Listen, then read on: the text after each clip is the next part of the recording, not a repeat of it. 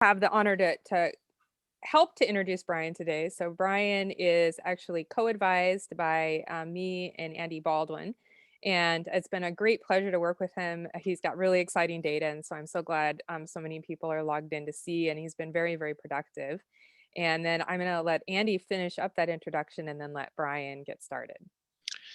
Hi, yes, I'm Andy Baldwin. I first met Brian back in April 2016 when we talked about things and we had a good stimulating discussion about each other's ideas. Brian's an Arizona native, and he was a professional engineer, environmental engineer for over 20 years. According to his website, he's on a mission to improve ecosystem restoration, which I think is great, gives you an idea of how passionate he is. He doesn't want a long introduction, but I'm going to go a little bit here. I've enjoyed working a lot with Brian. He's an interesting guy and really inquisitive and creative, and I think you'll see that in his presentation. He's also productive. He's had 2 papers published already since he's been here. There's another one that's in the works. So he's following through. He's really good at following through on things. And I guess, you know, he knows a lot of people, has drawn a lot of people. I'd ask you to indulge me for a second and turn on your camera. I'm going to take a group photograph. Can you do that just for a minute? Let's see.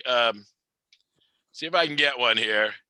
All of his friends, family, colleagues. It's got to be like one of those things you see on TV. Oh, this is cool. I like it. All right, let's see. Almost there. This is better for me too. I can see everybody here. All right, I think I've got most people here. I'm going to go ahead and do this and say, hey, Brian. Very good. And all right, with that, I'm going to turn it over to Brian. And Brian, it's all yours. Yeah. Now that I'm going to start, it might help the feed if you then turn your video off.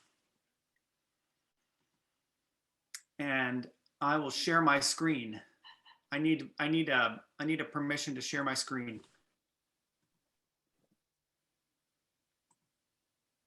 You should be able to do it as a co-host, Brian. I've already got you as a co-host.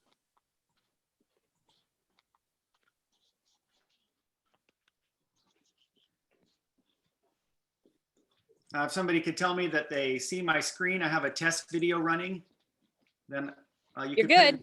It's Yep. working? You're good. Yep. All right then, buckle up. Some of you know that last fall, I followed my son on an arduous Grand Canyon adventure. We went with no trails. It was treacherous. You know, people die in the Grand Canyon, but most often they die of dehydration. We survived because we had a means of purifying and storing water.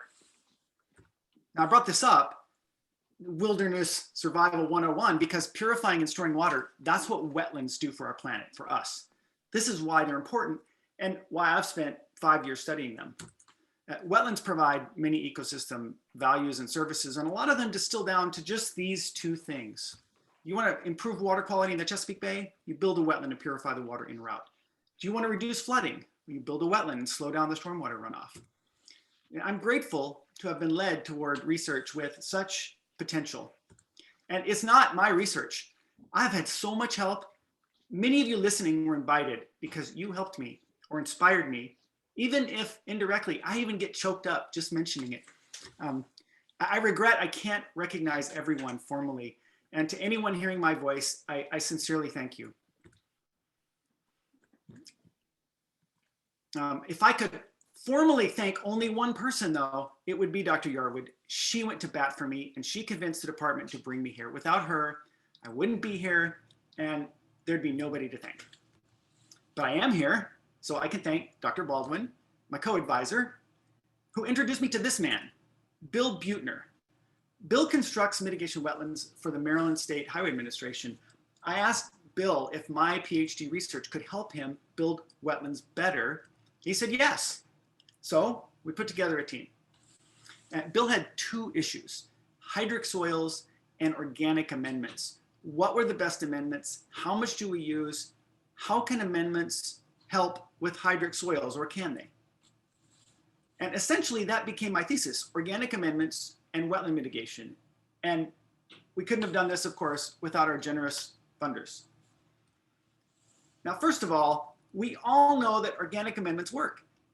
Here's a mitigation site I worked on. Which side do you think was treated with organic amendments? They're great, except, once I started reading, I began to develop a healthy scientific skepticism. I mean, maybe it's just me, but I think if you're going to strongly recommend something because the benefits have been proven, you shouldn't need a legal disclaimer. Based on recent scientific studies, the organic amendments you're about to use may not function as intended. So my thesis title will probably include a word like consequences to reflect an antecedent neutrality, because consequences can be positive or negative or neutral. So first I did a literature review, which I published. Second, I tried to improve hydric soil testing. Now I've used this term hydric. It's a technical term used by pedologists. It's a critical term and I need to define it for you. Fortunately, it's very simple. The word hydro means water and ic means like. So the term means the soil is like wet. But I'll use the correct term. It sounds more erudite and it will make Dr. Ravenhorst happy. Hydric. See? I did a lab study. It was supposed to be about hydric soil testing, but it turned out that the gas emissions were more consequential. And I'm doing a second lab study. It's ongoing.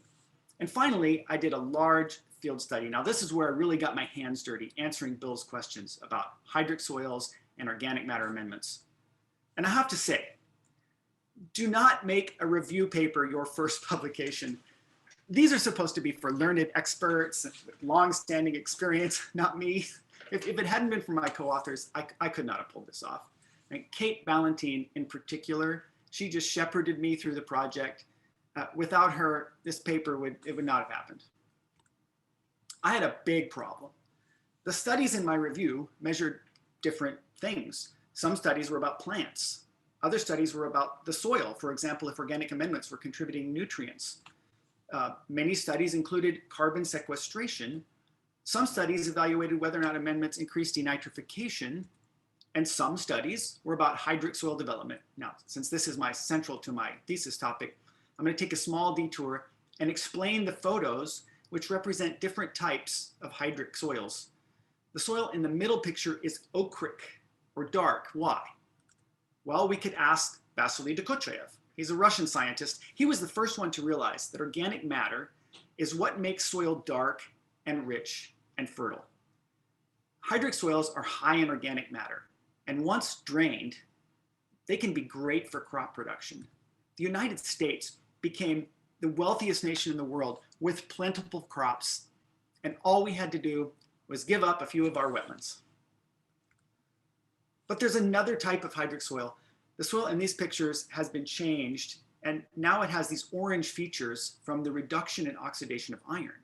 So you got dark color, redoxymorphic features, hydric soils. Incidentally, the study where I got these pictures was one of the sources of my skepticism. Here's an example of a recommendation for organic amendments that had little to no effect.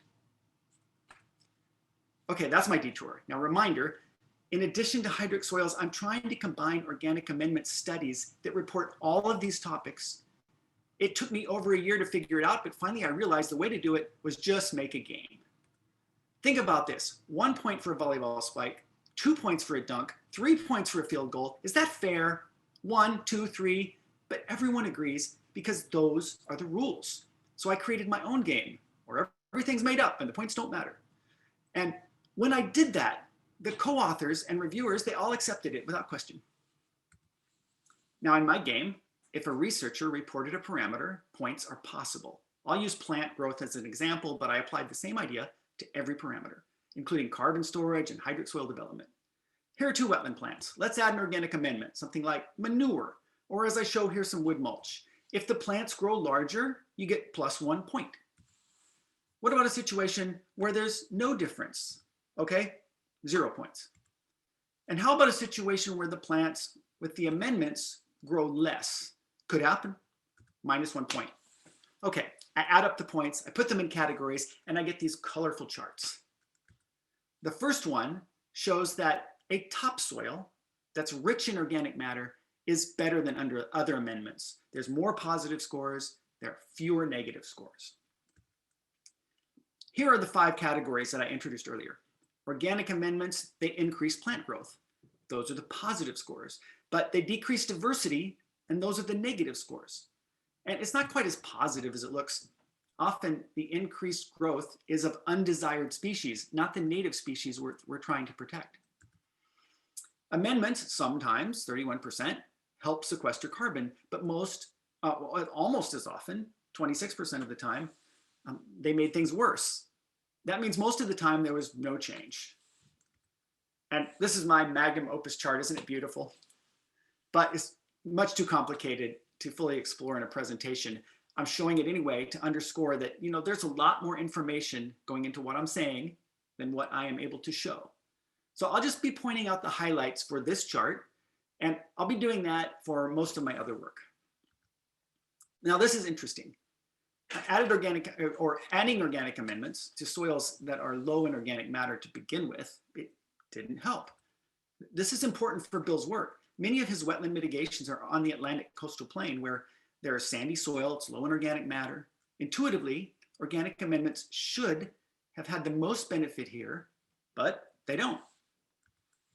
And if you want to sequester carbon, you have to use topsoil. A p-value, 0.01. It's a statistical evaluation. Some of you are familiar with the statistical tool ANOVA, or analysis of variances, but I couldn't use it because these aren't the same measurements. They're just points in my game. Fortunately, Wilcoxon rank sum test is appropriate in these circumstances. And now I'm going to circle back to this redoxamorphic idea. This is an indicator of hydric soils. When the soils become saturated, as they do in wetlands, these orange iron oxide coatings, they get removed. That's why the soils in these areas are gray. Now, this principle can be exploited in a hydric soil test called IRIS. It's an acronym, Indicator of Reduction in Soils. We paint IRIS pipe with iron oxides and bury them. If the soils are hydric, microbial activity removes the paint. Well, my research idea was this. Let's paint a clear tube and take a picture while it's still in the ground. I installed some iris tubes at 4 locations in a newly constructed wetland. You can see at the bottom right corner, they aren't quite finished here yet. Now, 2 of the locations were next to a pond, so the soil was always saturated. 1 location was near a stream, so saturated only after a rain event. And the last location was upland. It's still wet enough to be hydric, but barely. Now, to do this work, I had to invent a camera. I wish we were live so I could pass it around. It's very cool. It kind of looks like a lightsaber. Kristen, an undergraduate assistant of mine, she helped me come up with the camera idea. The camera will capture a video. I'm going to show a quick demo, but first, notice the patch of iris paint to the right that was not removed. And this is important. The tube stays in the ground, and I can come back later and video the same tube. But what do I do with a video then? I need a single flat image to analyze. And fortunately, I had Spanish collaborators who had developed a technique to do just that. Carmen Borja, si estás escuchando, gracias. Then I compared results. The picture on the left is a photocopy of a clean PVC iris tube after I pulled it out of the ground. And to the right is a photo taken with my camera at the same time, but the tube stayed in the ground. The hypothesis was this: the camera works, and that's what the plot shows. A high Pearson correlation, 0.96. It's a straight line, and the narrow gray shading is just a visual way of showing that these data are very similar. Now, by leaving the tubes in the ground, I can monitor paint removal in real time and estimate the rates. I've set up 1 iris for each of these 4 locations and a 30-second timer, 1 second, for each day that we normally leave the iris in the ground. So let me get this thing started. And you should be seeing the iron oxides being removed from the iris, like you would be able to do with my camera. In the saturated soils, the removal rate was about 4% per day, and intermittent about 1.7% per day, and the upland location with limited saturation was only about 1.1% per day. Now, the important moment in time is after we've counted down to day 22, or day 22. 30% removal is the target for a hydric soil test. If Bill wants to pass the test, you saturate the soils for at least 8 days, and it's probably going to be hydric. Now, notice I didn't mention anything about organic amendments. The site where I did this test, they used both topsoil and composted wood chips. They weren't taking any chances. But what might have happened if there had not been amendments? Well, I don't know, but we could look at the data from my review paper. Anaerobic parameters includes hydric soil testing. And it suggests that adding amendments to soils that are low in organic matter to begin with, in order to stimulate iron reduction, it probably won't help. Oh, hey, remember this picture? Newsflash, I just got news that the Soil Science Society of America Journal is going to feature this research on their cover of the next issue.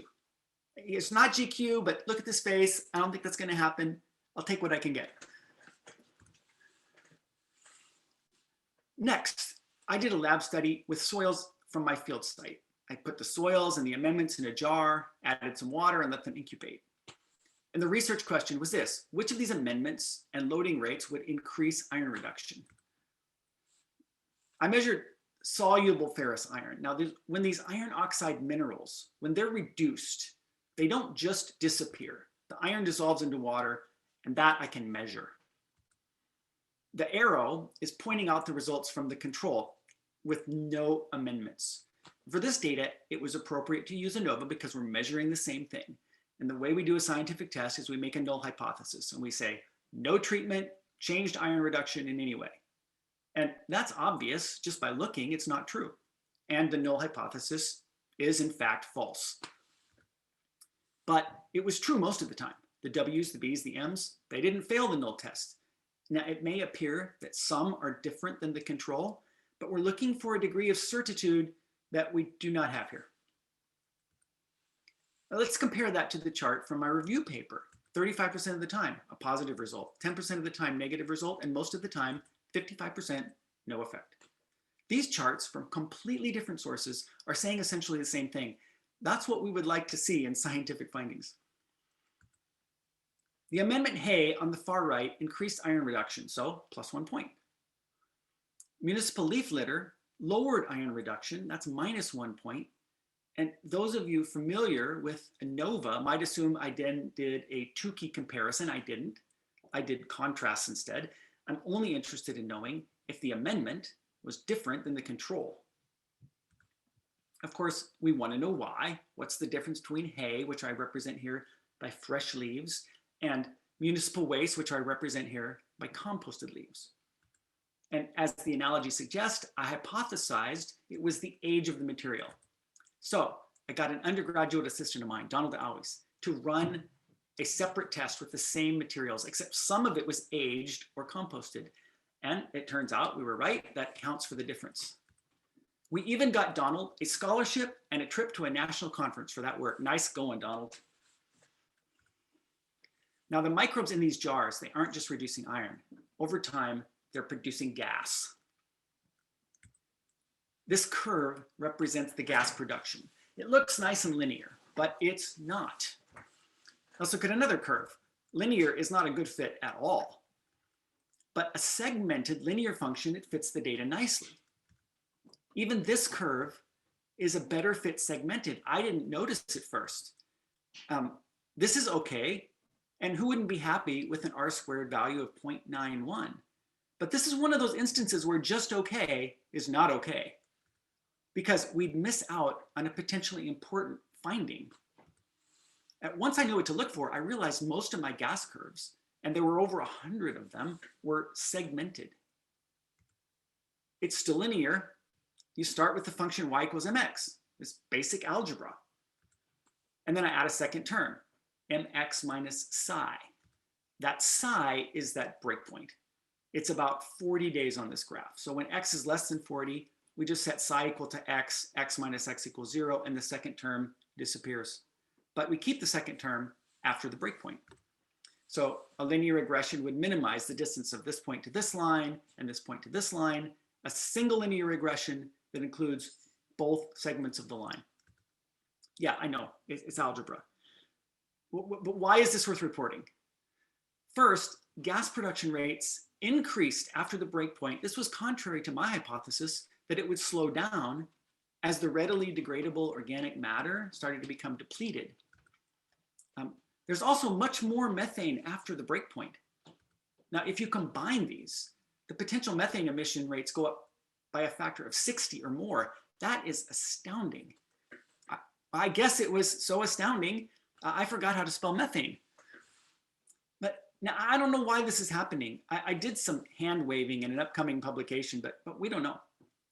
Methane is a greenhouse gas. It's more potent than carbon dioxide. If you're concerned about global warming, what's happening here is a problem. And how many publications report methane emissions in the context of how long the soil has been saturated? I'll illustrate one of the consequences of methane production by showing you a wetland carbon sequestration model that I developed based on data from my experiments. In the picture on the right is some nice ochric soil. It's rich in organic matter. Plants have removed carbon dioxide from the air. They grow roots that decompose slowly, so carbon is sequestered, creating global cooling. That's what's represented on the chart by the blue line. Everything below 0 is global cooling. You could think of it as burying carbon dioxide. When a mitigation wetland is created, we lose a little ground at first because we've removed the existing vegetation, and the earthwork causes the carbon in the soil to escape into the atmosphere.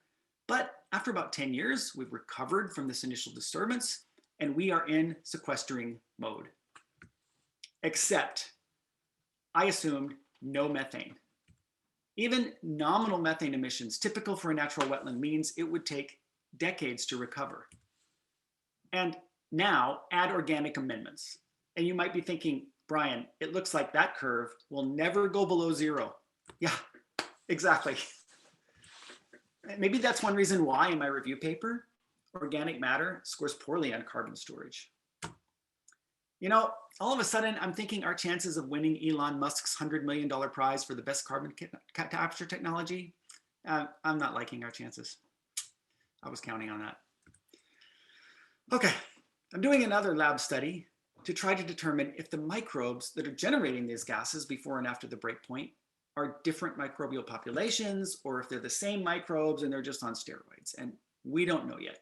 But newsflash, just yesterday, after 4 years of trying, I finally have DNA from both of these microbes. No more hiding.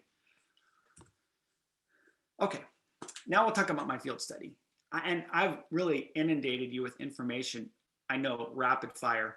So I thought we could all use a break. And I prepared a little video with some of the construction and sampling activities that happened out at my field site. I'll try not to talk too much. Just watch it and enjoy.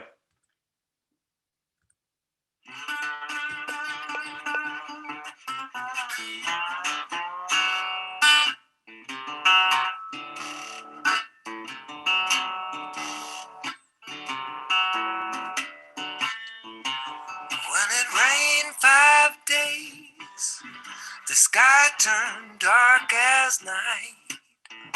This is Brooks Williams, Backwater Blues. Well, it rained 5 days and the sky turned dark as night. There's gonna be trouble in the lowlands, trouble tonight. Well, I woke up this morning and I can't get it out my door. Well, I woke up this morning, I can't get out my door. What am I gonna do if I can't live here no more?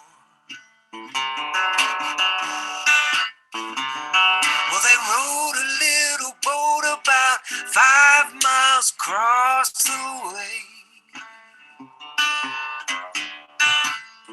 Well, they rowed a little boat about 5 miles across the way. I packed up all my clothes, they rowed me away.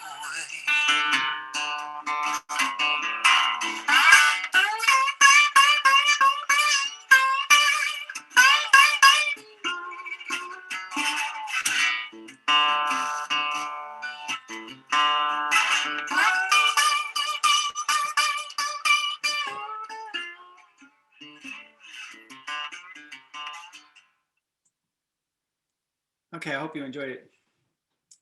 If you remember, right before the video, I was talking about my lab gas data.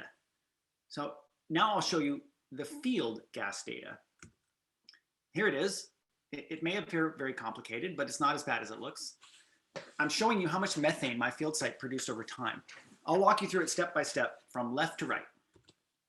We constructed our plots in August of 2016, and our first gas samples were in September, and there was some methane. And in October, methane generation was in high gear. In the winter, the soils cool down and methane producing microorganisms, they go dormant. We missed April due to COVID, but we were able to collect gas samples again starting in May, and we had very high methane. In June, methane production was low, which I'll attempt to explain in just a minute. And then in July and August, we saw methane, but not as much as I expected. Soils are much warmer than they were in May, and microbial activity is supposed to increase with temperature. Now, I can't be certain why, but it might be due to the segmented gas production we saw in the lab study. Here, I'm showing you just May through August. Segmented curves are up near the top, and at the bottom are the water levels at the site. So I'll go again left to right. And in May, the site had been saturated all winter long. So we would have been past the break point on the segmented curve, high methane production. June was dry. Dry soils are aerobic or oxygenated, not hydric, and they don't produce methane. In July, it rained just days before we sampled. So there's methane, but not much since it's before the break point of the segmented curve. And I didn't plan this, I don't control the rain, but it also happened again in August. Now, one important question is, how well did the lab results compare to the field? Very favorably. This is a good linear fit. There was about 92% less gas in the field, but for good reason. In the lab, we purged the headspace with nitrogen gas. There was no oxygen. In the field, there's oxygen. It's air. Oxygen suppresses methane production, and methanotrophic bacteria use oxygen to consume methane. So most of the methane produced in hydric soils never reaches the atmosphere. A 92% reduction, that's a lot, but it's in line with what other researchers have found. This is good news for me going forward. I've just shown I can do cost-effective lab studies that are relevant to what we see in the field.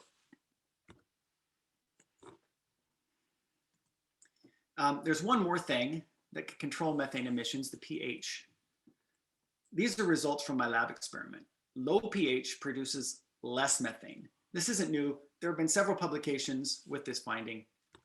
Now, incidentally, low pH also increases iron reduction. Both are positive outcomes.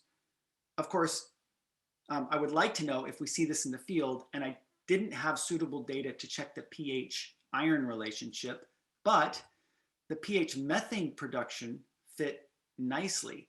These values are the average pH values for the year that I monitored versus the total methane, which I got from integrating this graph. I calculated the total area underneath each curve. Now, hay appears to be an outlier. However, it's not inconsistent with my lab findings. Hay produced significantly more methane than any of the other amendments, and apparently at high doses overcomes this pH effect. Okay, now I'll show you the rest of the field data. But first, hopefully you noticed from the video that I had what we call a block design. You can see 4 blocks here. They're outlined in orange fencing. We use blocking to correct for some of the experimental noise. Block A is about 450 feet away from block D, And perhaps that area of the site is somehow different in a way that we can't identify. One thing I did identify was the plot elevations. They varied, but the average for each block was very similar, so I expected no differences between blocks. And of course, I was wrong. Something was different, and block D dried out much faster than the other blocks, and block C almost never dried out. And I have a theory why. The black lines separate different types of soil running across my site. Some of them even bisect my blocks. I showed this to our soils group, and they laughed me out of the room. They said, oh, soil series lines are unreliable and they wouldn't create the observed effects. Get out of here. Still, I think I was right, but I needed more evidence. Okay, soils have layers. They're called horizons. At mitigation sites like mine, the A horizon is the same everywhere because we made it that way. But the B horizons maintain their original character, so I dug into the B horizon and measured the percent sand. My purpose was to test a different hypothesis. I thought organic material from the A horizon would leach down into the B horizon and get stored there. Well, let's find out. No, the B horizons had very high percent sand, and sand does not effectively capture organic carbon. This plot is just showing more sand, less carbon. And for those of you who are pining for some sophisticated statistical analyses, I ran a mixed linear model with organic amendments as a factor, and the p-value was 0.75. Now, in layman's terms, that means there's a 75% chance that organic amendments did not have an effect. They do not contribute to B horizon carbon storage. But sand transmits water, and that might answer my wet-dry plot dilemma. The chart on the left shows the water levels in June. Remember, the site dried up in June. In this block, block A, the water levels have dropped faster when the B horizon soils had a high sand content. Even the vegetation is telling the same story.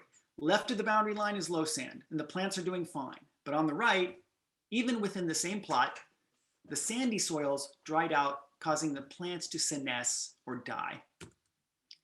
This is block D, which is also bisected by a soil series line, and the plant growth suggests the same story.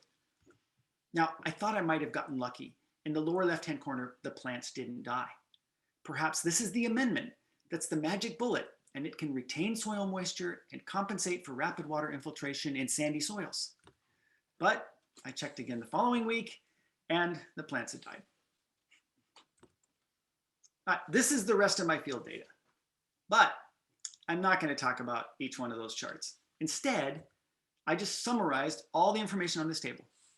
Now, some of you recognize the style of table. It's from the Immaculate Deception Report. If I've learned anything in the last 5 years, it's that scientific inquiry in our society, it is seriously misunderstood. And unlike Peter Navarro's report, every entry in this table is supported by the most deliberate study and dispassionate judgment of which I'm capable. So what should be immediately obvious is there's a lot of red X's. In my game, that's a lot of zeros. And I agree with Emily Ott, who I quoted earlier. Organic amendments had little to no effect. Now, all the information in this table has been corrected for blocking. However, blocks weren't always the best choice because of those different infiltration rates. So I created a new 3-level blocking variable, I call it water, based on whether or not the plot was dry or wet or inundated. So the first row was Hydric soil test. And there are 3 types of tests: iris, which I talked about earlier, redox potential, which can be measured literally with a voltmeter, and dipyridal paper. It turns color in the presence of reduced iron. The dipyridal was in the video. The bottom line is no effect. Sorry, Bill. Now, as I hinted before, the results did vary by water. This means there's a 99.99% chance that water is affecting these tests. Now, the bulk density. Finally, some positive scores, but don't celebrate just yet. The blue bars show the bulk density shortly after we built the plots. And yes, organic amendments did reduce the bulk density. But after 1 season, those are the red bars, the bulk densities dropped even without adding amendments. There's a key threshold, 1.3 grams per centimeter cubed. That's the dashed red line. At high bulk density, the roots have difficulty penetrating soil. This is why I gave manure and wood mulch points, because they dropped the bulk density below that threshold. And that might help plants grow early in the season. So now let's consider soil organic matter. Initially, organic amendments increased organic matter. They must, by definition. However, after just one season, a lot of the organic matter is gone. And unfortunately, a lot of it gets converted to methane. Still, the wood mulch treated plots retained enough organic matter that there was more than where we started. So I was generous. I gave it +1 point. This, however, is a big problem. A lot of the original organic matter was lost, probably because we used heavy equipment to dig up the soil to create our experimental plots, and we exposed that soil to the air. Now, I calculated how much of the organic soil matter was lost, keeping in mind that some of it was new root growth, and we lost almost 70%. And we were the cause, because we dug up the site and disturbed the soil in order to add organic matter. Now that's irony. So this 10-year return I estimated in my model, that's probably overly optimistic. Yeah, I know. Let's just move on. How about plant growth? I measured below ground biomass, or roots, above ground biomass. The Floristic Quality Index, which is a point system. Native endangered plants, they get 10 points. Non-native undesired plants, they get 0 points. Phainoplectus americanus, it's a native plant. It receives 9 points. Cattail, it drags down the floristic quality. It only gets 1 point out of a possible 10. Diversity, that's how many species are present. And the facultative cover, that's something that the Maryland Department of Environment tracks. Facultative plants can grow in wetlands or in drier upland areas, and we'd rather have obligate wetland plants and keep this FAC cover value low. The percent cover is how much of the surface has some kind of plant growth. And there's 0 points for the last of those, for those 3 measurements. So why have I singled out cattail? Well, take a look at this photo from the video. You probably didn't notice the truck in the background. They're spraying, probably Roundup, to kill the low floristic quality cattail. Manure increased cattail growth. That is not what we want, so I gave it a red check mark. The only positive finding in my table was increased biomass. Unfortunately, the biomass was mostly cattail. Now, plants are easy to visualize, and you can see that amendments, they do affect plant growth. I believe that's one of the reasons why they have such a positive reputation. And I acknowledge that, and so I revised the table to reflect visual differences in the data. It's obvious to the naked eye that most amendments increase biomass. Now, the reason there are only 2 green check marks is because those are the only 2 instances that meet a statistical test of significance. Okay, now I'll show you 5 aerials. Now I'm going to go rather quickly, so just focus on one spot. It doesn't matter which one. I promise you won't miss anything. We started out at the site with a lot of algae. It's probably caused by a nutrient overload from our amendments. But by early June, plants are starting to come in. The yellow color is buttercup, which thrives in high nutrient environments. By mid-June, we're really starting to see some differences in the growth. The vibrant dark color that's green that you see, that's cattail. And now the site is really filled in. The cattail still stands out a bit. And in the fall, the plants start to senesce. Now, in an overhead aerial, you can't really appreciate how big those cattail are. Some of them are over 6 feet tall. And the herbicide that was applied actually did a good job of controlling them. There are a lot of dead cattail in this picture. But everywhere we cleared land for our experiment, they regrew. It was our disturbance that gave them a foothold, and amendments like manure, where you see the tall cattail, have very high nutrient levels, both phosphorus and nitrogen, and that just accelerated their growth. Okay, this is the last table, I promise. And I'm even giving you an abbreviated version. It shows only the instances where the water made a difference. Continuous saturation, it might be better for passing a hydric soil test, but it's really not needed. And there are a lot of negative consequences. The diversity and the floristic quality go down. Now, if you switch to intermittent saturation, the negative consequences are remedied. And that's it. Now, based on all this data I presented, do you think a science skeptic like me would recommend organic amendments? Well, to answer that, let's revisit Bill's original questions. And try as I might, and no one was more surprised than me, I wasn't able to find any evidence that amendments contribute to hydric soil development. And this is not trivial or just about Bill being able to pass some test. Hydric soils are the biogeochemical alchemy that purifies water. That's how we survive. We need to get this right. The second question was, which amendment and how much? And here, I think the research has produced results that can give Bill some useful guidance. I would certainly use topsoil if I could get it. And if I had to use an amendment, I would compost it. I would use a low dose, screen for excess nutrients, and I would try to find one that lowers the pH. You still get the benefits of organic amendments, but you aren't creating methane gas and warming the planet or encouraging the growth of undesired species.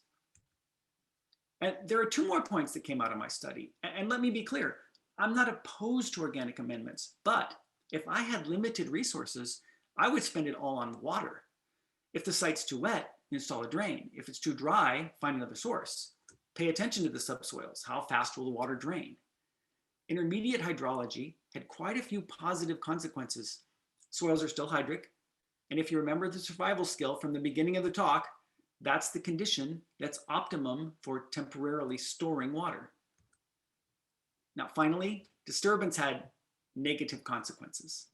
There are mitigation strategies that focus on minimizing soil disturbance, so we could even add organic amendments, but instead of mixing them into the soil, perhaps we could add amendments as a mulch on the surface.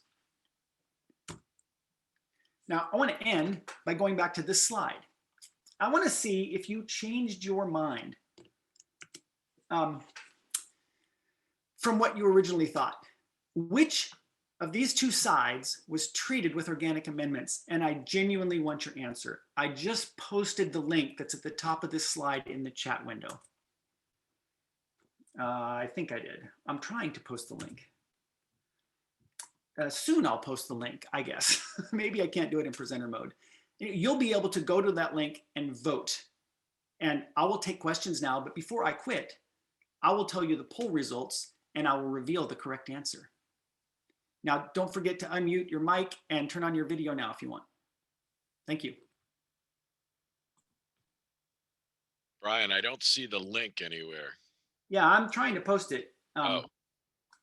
My chat is not working.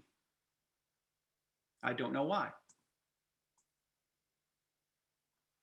Well, while you're working on that, I want to thank you for the presentation, Brian. And I just want to let people know that I did successfully post something in the chat. The very first posting in the chat is a link to an evaluation form where you can fill that out, that we're going to pass that information along to Brian. And so please take just a couple of minutes to do that while you're posing and listening to Brian respond to questions here. So,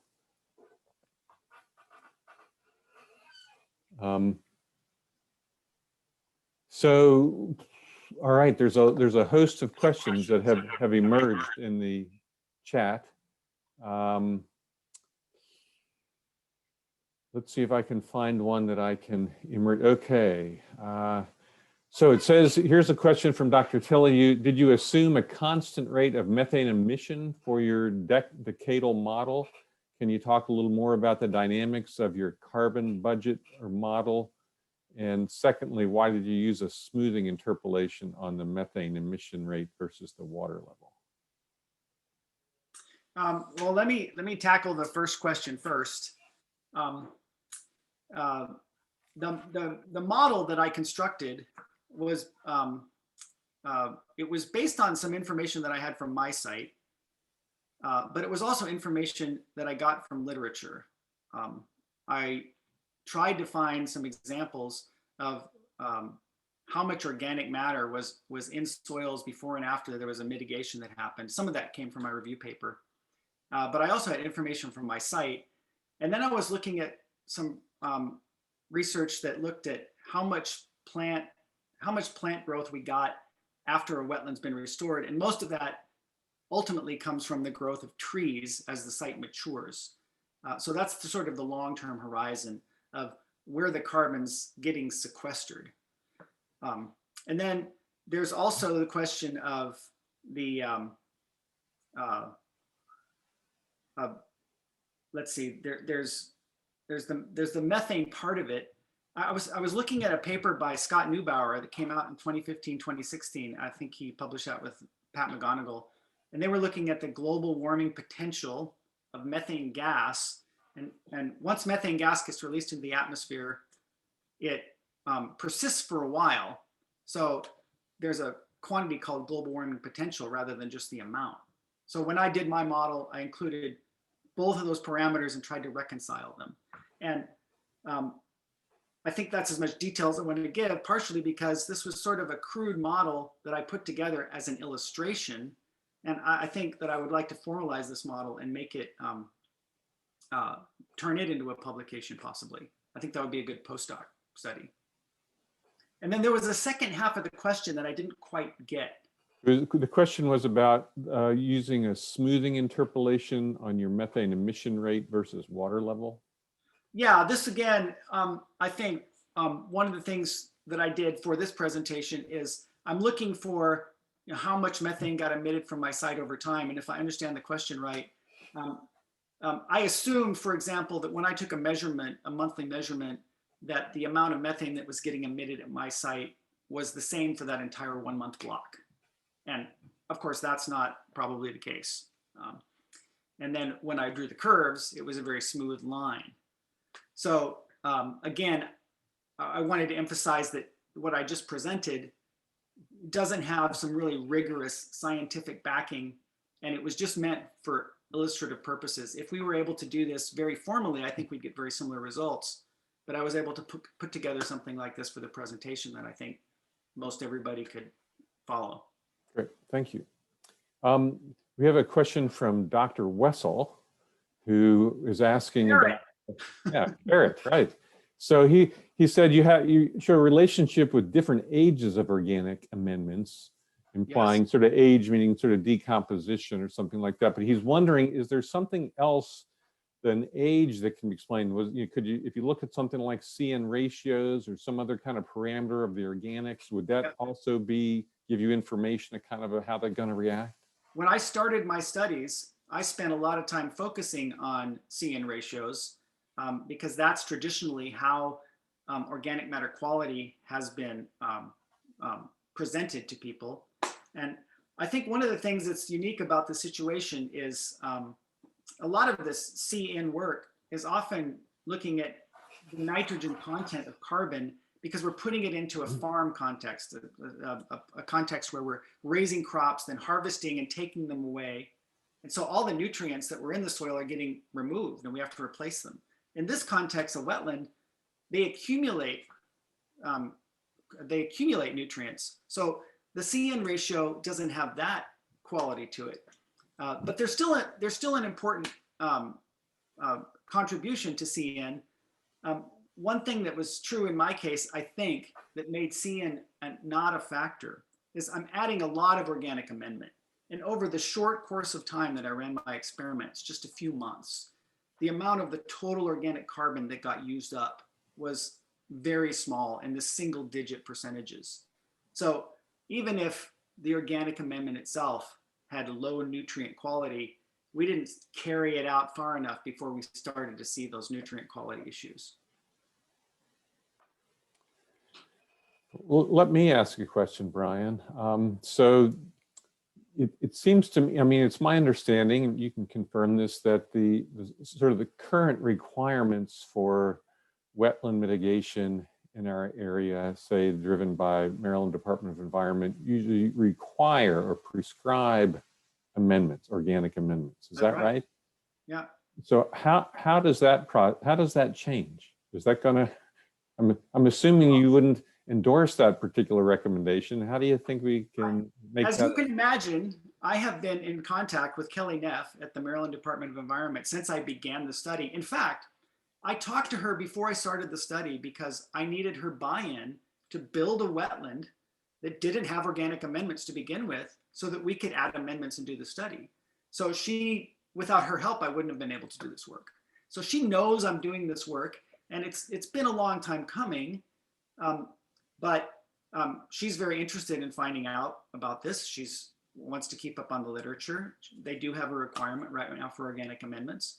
And like I tried to say at the end, I found that there can be some negative consequences. And if we're not cognizant of them, then we could be making things worse for ourselves. And we need to know a little bit more about if we're going to use them, what kind and how.